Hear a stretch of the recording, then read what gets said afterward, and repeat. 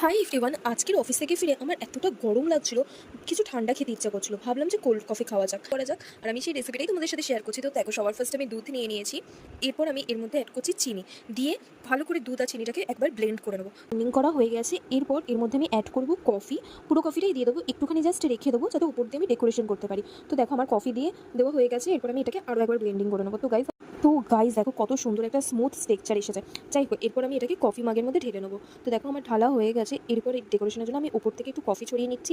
আর হ্যাঁ, তোমরা চাইলে এর মধ্যে চকলেট সিরাপ আর চকলেটও অ্যাড করতে পারো। আমার কাছে ছিল না, তো আমি অ্যাড করিনি। আমার কাছে আইসক্রিম ছিল, তো আমি ভাবলাম যে চলো এর মধ্যে একটু আইসক্রিম অ্যাড করা যাক, তাহলে টেস্টটা আরও বেড়ে যাবে। তো আমি আইসক্রিম অ্যাড করে নিয়েছি। এরপর তোমরা দেখো এর ফাইনাল লুক। ওয়াও, কি দারুণ লাগছে না? আমার দেখেই তো খেতে ইচ্ছা করছে। তো চলো এরপর খাওয়া যাক।